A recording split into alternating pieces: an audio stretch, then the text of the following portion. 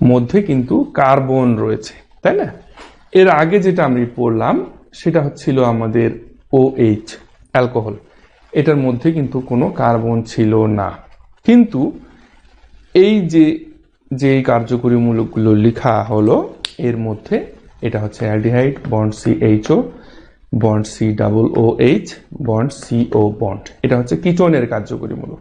তো এই কার্যকরী মূলকগুলোর মধ্যে কার্বন দেখতে পাচ্ছি। তাহলে এটা লেখার উদ্দেশ্যটা হচ্ছে, আচ্ছা, এইটা লেখার উদ্দেশ্যটা হচ্ছে যে এই সকল যে কার্যকরী মূলকগুলো রয়েছে তাদের মধ্যে যদি কার্বন থাকে তাহলে নামকরণের সময় সেই কার্বনটাকেও আমাদের গণনার মধ্যে আনতে হয়। ঠিক আছে? আচ্ছা, আমরা কিছু এক্সাম্পল দেখি।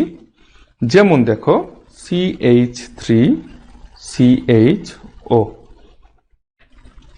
খুব সিম্পল ভাবে যদি আমরা চিন্তা করি, এই যৌগটা আমাদের অ্যালডিহাইড এর যৌগ। তাহলে অ্যালডিহাইড এর যৌগ যদি হয় তাহলে আমরা এই যৌগটাকে, এখানে কিন্তু কোনো শাখা প্রশাখা কোনো কিছুই নেই, আছে কোনো কিছুই নেই, তাই না? এখন এই যৌগটাকে আমরা কিভাবে নামকরণ করব? যেহেতু আমরা বলেছিলাম বা আমরা শিখেছি সেটা হচ্ছে কি, এই এই কার্যকরী মূলকগুলোর কার্বন থাকার কারণে সেটাকেও আমাদের নাম্বারিং এর মধ্যে আনতে হবে। তাহলে এই অ্যালডিহাইডের কার্বনটা 1 নম্বর কার্বন, এই কার্বনটা 2 নাম্বার কার্বন। তো দুইটা কার্বন থাকার কারণে আমরা কি জানি, স্বাভাবিকভাবে কি হয়, ইথ, তাই না? প্লাস কি হবে, নামের শেষে কি লিখতে হয়, ন্যাল, তাই না? ইথ প্লাস ন্যাল। তাহলে কি দাঁড়ালো, ইথানল, তাই তো? ইথানল, তাই না? ইথানল দাঁড়ালো।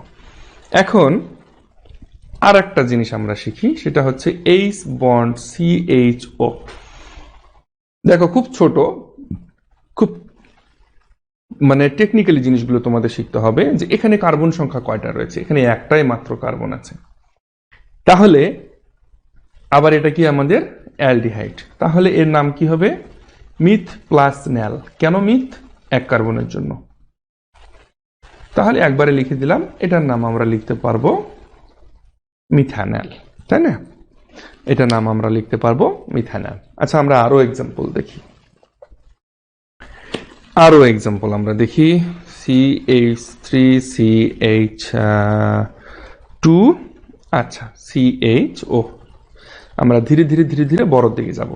তো এখানে আমি নাম্বারিং করি 1 নাম্বার, 2 নাম্বার, 3 নাম্বার। তাহলে 3 কার্বনের জন্য আমার কি হবে, মিথ ইথ প্রপ, তাই না? প্রপ প্লাস নেল, তাহলে এটাকে আমরা লিখতে পারি প্রোপানল, তাই না? আচ্ছা, এখন দেখো আমাদের আরেকটা জিনিস তোমাদের এখানে শিখিয়ে রাখি, সেটা হচ্ছে এই যে প্রোপানল লিখলাম, সেটা তো শুধুমাত্র 3 কার্বন, এর জন্য প্রোপ লেখা হলো। আর ন্যালের অবস্থানটা, অ্যালডিহাইড মূলক যেহেতু, এটা সবসময় ওই এখান থেকে 1 নাম্বার আমাদের শুরু করতে হবে, এর জন্য আমাদের এটা হচ্ছে 1 নাম্বার। তো অ্যাকচুয়ালি 1টা এখানে না লিখলেও প্রবলেম নেই, কিন্তু 1 এর বেশি যখন হয়ে যাবে তখন কিন্তু অবশ্যই সেই সংখ্যাটা লিখতে হবে। এখানে প্রোপানল 1 বা শুধু যদি প্রোপানল লিখো তবুও কিন্তু এখানে ভুল হবে না, তাই না? আচ্ছা, আমরা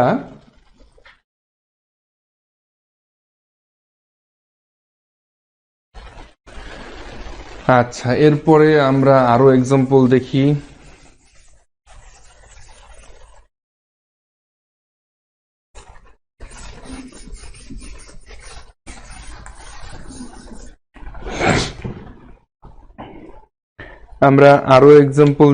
সেটা হচ্ছে, ধরো CH3CH, এখানে CH3, CH2CHO।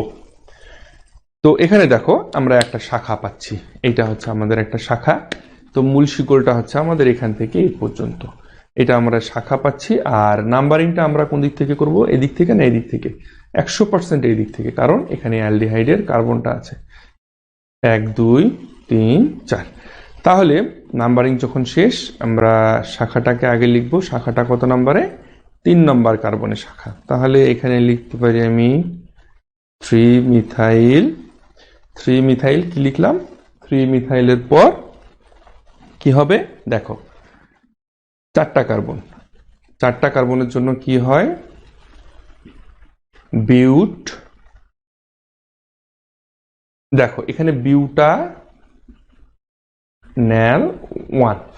এই জায়গাটাতে দেখো 3 মিথাইলের পর বিউটান্যাল 1 লেখা যায়। 3 মিথাইলের পর বিউট 1 ন্যাল লেখা যায়।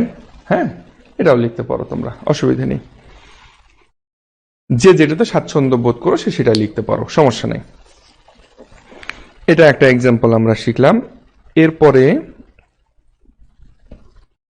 আর একটা এক্সাম্পল আমরা শিখি, সেটা হচ্ছে CH3 CH CH3 CHCl CH NH2 bond CHO। দেখো এইখানে আমরা দেখতে পাচ্ছি যে এখানে আমাদের বেশ কয়েকটা উল্লেখযোগ্য জিনিস আছে। কি কি?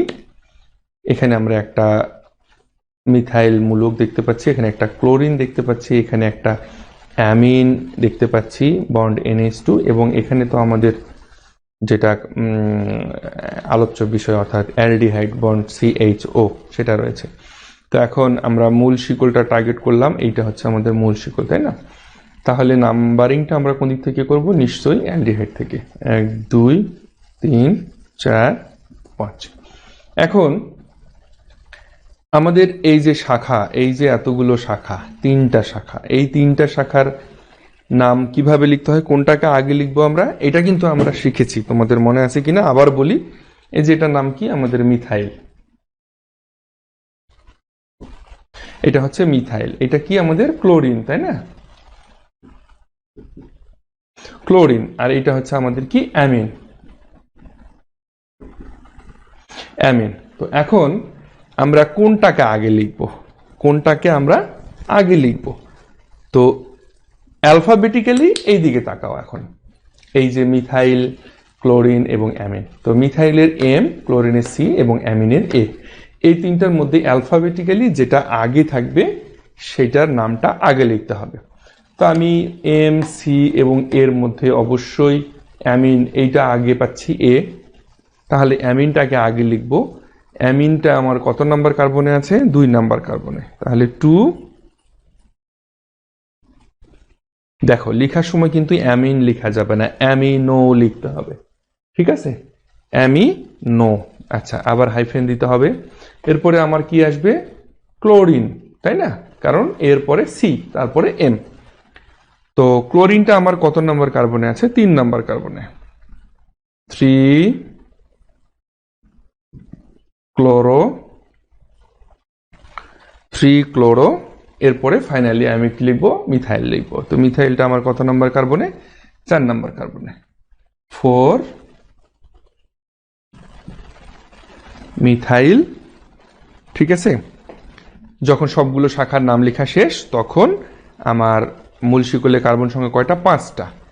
তাহলে 5টা কার্বনের সঙ্গে এখানে অ্যালডিহাইডটা আছে।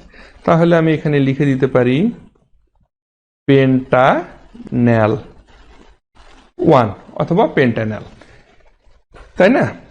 আচ্ছা, এভাবে আমরা প্র্যাকটিসগুলো করব। তো যত বেশি প্র্যাকটিস করবে তত নিজের দক্ষতা বাড়বে, তত বেশি তুমি শিখবে, তত বেশি তুমি জানবে। আচ্ছা, এরপরে আমরা সংকেত থেকে নামকরণ শিখলাম। এখন তাহলে আমরা দুটো এক্সাম্পল দেখি নাম থেকে সংকেত। হ্যাঁ, নাম থেকে সংকেত।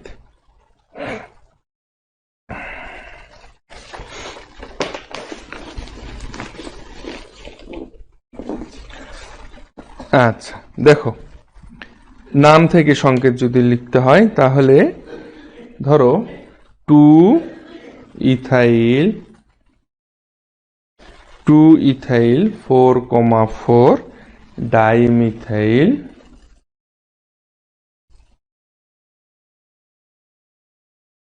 4,4 dimethyl hexanal।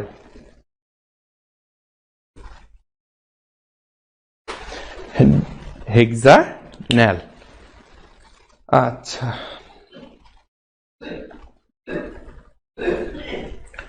এখন একটু লক্ষ্য করে দেখো যে আমরা যেটা শিখলাম যে আমাদেরকে মূল কার্বনের যে সংখ্যাটা সেটা জানার জন্য আমাদেরকে কোনটা দেখলে বুঝতে পারবো, এই যে হেক্সা। হেক্সা মানে কি 6 কার্বন, তাই না? 1 2 3 4 5 6। এরপরে আমাদেরকে কি করতে হবে, প্রথম থেকে আমাদের যে কন্ডিশনগুলো আছে সেগুলো ফুলফিল করতে হবে। 2 নম্বর পজিশনে কি আছে এখানে, ইথাইল। তাহলে 1 2 C2H5, 2 নম্বর পজিশনে ইথাইল। 4,4 1 2 3 4 4,4 কি আছে, ডাইমিথাইল। ডাইমিথাইল মানে কি, দুটো মিথাইল আছে। 4,4 এ আছে আমাদের 2টা মিথাইল। এরপরে এই যে হেক্সার সাথে আছে আমাদের কি, নেল। নেল মানে কি, নেল মানে অ্যালডিহাইড। সেটা কত নাম্বার কার্বনে, 1 নাম্বার কার্বনে। তাহলে 1 নাম্বার কার্বনে সেহেতু আমরা লিখতে পারি এই যে এটা আমার 1 নাম্বার কার্বন, এর সঙ্গে আমার CHO বসিয়ে দিলে এটা আমার 1 নাম্বার কার্বন হয়ে গেল, তাই না? তো সবগুলো কন্ডিশন যখন আমার ফুলফিল হয়ে গেল তখন আমি কি করব, এই কার্বনের হাতগুলোকে মিলিয়ে দেব। জাস্ট এইটা আমার কাজ, আর কোনো কাজ নেই। এইটা আমার CH3। তো দেখো এখন মনে হয় তোমাদের এই প্রবলেমটা আর থাকবে না। এক্সাম্পলের যে প্রবলেমগুলো এইটা তোমাদের ক্লিয়ার হয়ে যাবে আশা করি। আচ্ছা, এখন লাস্ট ওয়ান, আজকের ক্লাসের সর্বশেষ এক্সাম্পলটা, এটা আমরা একটু আলোচনা করি। আজকের ক্লাসের সর্বশেষ এক্সাম্পল সেটা হচ্ছে বিউট 2 আইন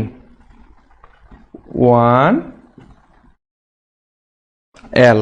দেখো, বিউট 2 আইন 1L।